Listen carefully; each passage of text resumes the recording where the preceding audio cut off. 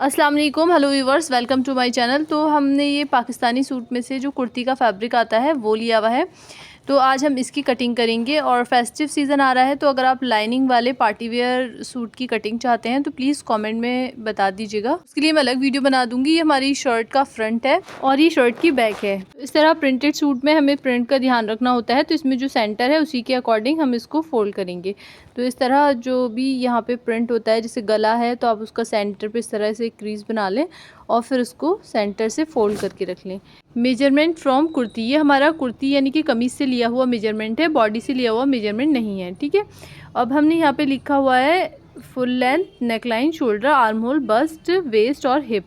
तो नॉर्मल कुर्ती में हमारा कितना था और पाकिस्तानी कुर्ती में हमने इसमें क्या क्या ऐड किया वो मैं आपको यहाँ पेपर पे समझा देती हूँ, बाकी मैं फैब्रिक पर भी साथ के साथ समझाऊंगी।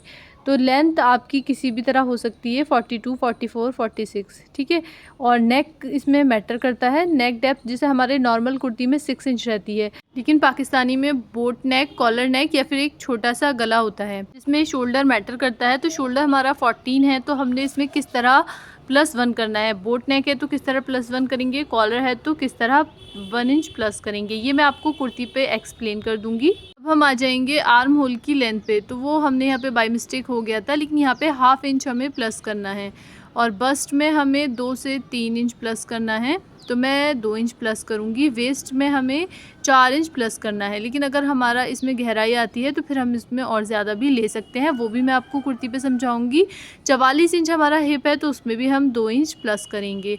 घेरा जितना भी होगा हमारा उसमें फोल्ड करके हम 1 इंच प्लस करेंगे। तो इन सब नापों को आप या तो स्क्रीनशॉट ले सकते हैं या फिर कुर्ती पे साथ के साथ समझ सकते हैं।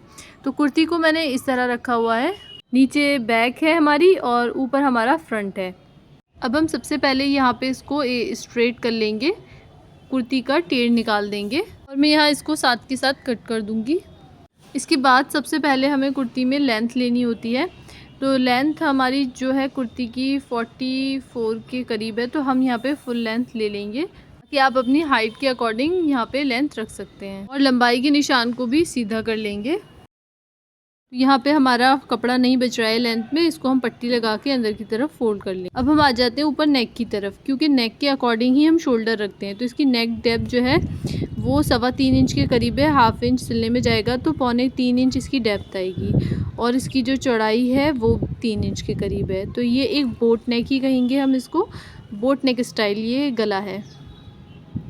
तो इसके अकॉर्डिंग हम शोल्डर किस तरह रखेंगे वो मैं आपको बता देती हूँ। तो जैसे हमारा जो शोल्डर वो 14 इंच है, तो हम उसको यहाँ पे फोल्ड करेंगे तो हमारा आया 7 इंच। तो हमारा बोट नेक है तो हम +1 कर लेंगे और यहाँ पे 7.5 इंच पे मार्क करेंगे। अब यही अगर हमारा कॉलर नेक होता तो हमारा जैसे शोल्डर है 7 इंच, तो हम उसको यहाँ पे 1 इंच बढ़ाते और हमारा यहाँ पे 8 इंच पे मार्क लगता। बोट नेक है तो हम यहाँ पे 7.5 इंच पे मार्क करेंगे और अगर हमारा कॉलर नेक होता तो हम 8 इंच पे मार्क करते।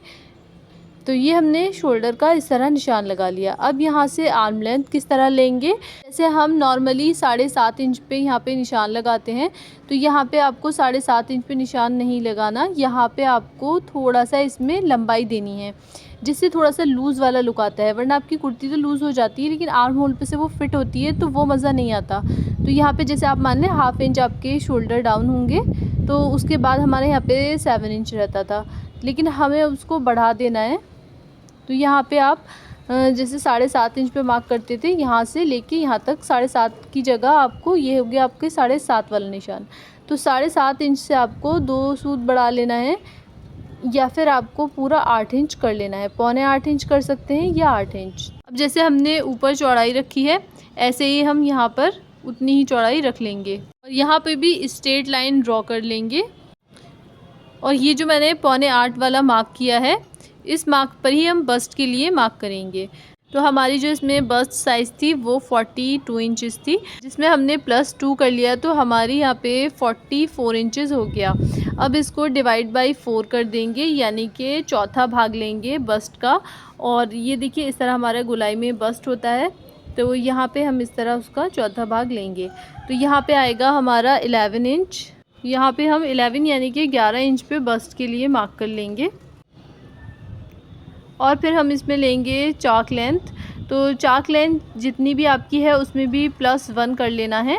अगर आप पहले ही लॉन्ग पहनते हैं 22-23 इंच तो यहाँ पे सेम ही रहने दें। बाकी अगर आप 20-21 पहनते हैं तो यहाँ पे फिर आपको +1 करके 22 इंच कर लेना है, तभी इसकी अच्छी लुक आएगी। अब हम वेस्ट लाइन के लिए मार्क कर लेंगे, तो वो हम यहाँ पे 15 यानी कि 15 इंच पे वेस्ट लाइन रखेंगे। वेस्ट साइज़ था हमारा 36 इंच यानी कि 36 इंच, तो हमने उसमें 4 इंच प्लस कर लिया, तो हमारा यहाँ पे हो गया 40 इंचज़। तो 40 इंचज़ को भी यहाँ हमने इस तरह डिवाइड बाई 4 कर लेना है, तो हमारा यहाँ पे आया 10 इंचज़। तो आप चाहें तो इस तरह 10 इंच पे मार्क कर सकते हैं, लेकिन हम ये मार्क अभी नहीं करेंगे क्योंकि फिर कमर में ढाल आ जाती है और इसमें हमें कमर में ढाल नहीं देनी। तो पहले हम हिप के लिए मार्क कर लेंगे। तो हिप हमारी यहाँ पे 46 इंच हो रही है लूजिंग के बाद, तो 46 को भी हमने इसी तरह 4 जगह डिवाइड कर लेना है, 4 भाग में, और यहाँ पर आएगा हमारा 11.5 इंच। तो 11.5 इंच पे हम हिप के लिए मार्क कर लेंगे। तो यहाँ हमने हिप की मार्किंग कर ली है, कमर के लिए हम बाद में मार्क करेंगे। तो यहाँ हम आर्म होल की शेप ड्रॉ करेंगे, ये आप कर्व स्केल से भी शेप ड्रॉ कर सकते हैं। और यहाँ पर 0.25 इंच अंदर की तरफ लेंगे 0.75 और इस तरह इसको तिरछा ड्रॉ करेंगे और फिर यहाँ से हम फ्रंट आर्म होल के लिए गहराई देंगे। अब नेक के लिए मार्क करके फिर शोल्डर डाउन करेंगे। तो यहाँ पे हम नेक अभी कट नहीं कर रहे हैं, तो इस तरह हमने नेक का छोड़ के फिर ½ इंच पे शोल्डर डाउन कर लेने हैं। कमर में अच्छी शेप देने के लिए आप कोई भी यहाँ पे कर्व स्केल ले सकते हैं। मैं आपको यहाँ पे इस तरह इसको थोड़ा सा ऊपर रख के मार्क करके डिफरेंस दिखाऊंगी कि किस तरह आपने यहाँ पे इसका लुक रखना है। ये आपका स्ट्रेट पाकिस्तानी कुर्ती वाला लुक आएगा। और अगर हम फार्मूले के अकॉर्डिंग रखें तो जैसे हमारा 10 इंच आ रहा था कमर पे, तो यहाँ पे हम 4 इंच की लूजिंग ऐड ना करके आप 5 इंच तक की लूजिंग यहाँ पे ऐड कर सकते हैं। ठीक है, तो आप इस तरह का लूज़ फिटेड रख सकते हैं अगर आपको स्ट्रेट लुक चाहिए। और थोड़ा सा अगर आपको गहराई चाहिए तो इस तरह स्केल को रख सकते हैं आप। तो आप यहाँ पे देखेंगे कि ½ इंच का डिफरेंस आ गया है। तो अगर इस स्केल को आप बिल्कुल स्टार्ट से रखेंगे तो यहाँ पे आएगा आपका 10.5 इंच। तो यानी कि यहाँ पे आप 4.5 इंच या फिर 5 इंच तक कमर में लूजिंग ऐड कर सकते हैं। तो अब हम आ जाते हैं नीचे इसके घेरे की तरफ। जैसे हमने हिप के लिए 11.5 इंच पे मार्क किया था, तो उसमें हम +1 कर लेंगे और 12.5 इंच पे हम यहाँ पे इसका घेरा रखेंगे। तो 1 इंच बढ़ा लेना है, से उसकी ऊपर की लूजिंग जो हमने ऐड की है वो मेंटेन हो जाएगी। अब इस वाले निशान को यहाँ मिला देंगे, तो ये हल्का सा ए शेप में रहेगा जिससे ये ज़्यादा अच्छा लगता है। अब हम इसमें सिलाई मार्जिन ऐड करेंगे, तो ऊपर से मैं 2 इंच इस तरह सिलाई मार्जिन ऐड कर रही हूँ और यहाँ हिप की साइड में 1.5 इंच मार्जिन रखूँगी और ऐसे ही हम पूरा नीचे इसको 1.5 इंच मार्क कर लेंगे। मैंने पहले भी पाकिस्तानी कुर्ती की वीडियो शेयर की है, वो भी लूज़ टाइप की कुर्ती है, लेकिन ये जो फार्मूला है इससे आप स्ट्रेट वाली फ़िटिंग जो पाकिस्तानी मॉडल वगैरह पहनते हैं वो वाली इससे लुक आएगी। कटिंग हमारी हो गई है। अब हम यहाँ पे सारे ये जो निशान हैं इनको नॉचेस लगा लेंगे। इस तरह कट उठाने से जब आप सिलते हैं तो उसमें आसानी रहती है। नीचे भी यहाँ पे हम इसको एक्स्ट्रा को हटा देंगे, हमें यहाँ पे पट्टी लगा के ही फोल्ड करना है और गले के सेंटर के लिए यहाँ पे भी कट लगा लेंगे। नेकलाइन हम बाद में कट करेंगे, लेकिन जैसे हमारी फ्रंट में विड्थ है उतना ही विड्थ के लिए मैं पीछे भी मार्क कर लेती हूँ, क्योंकि नेक विड्थ हमारी सेम ही रहती है। तो ये 3 इंच के करीब ही आ रही है, तो यहाँ पे कटिंग हम बाद में कर लेंगे। और फ्रंट और बैक को अलग करके फ्रंट में आर्म होल की गहराई कट करेंगे। इस तरह हमारी कुर्ती की कटिंग कंप्लीट हो गई और ये हमारा फ्रंट है, ये बैक है। अब हम इसके स्लीव्स की कटिंग करेंगे।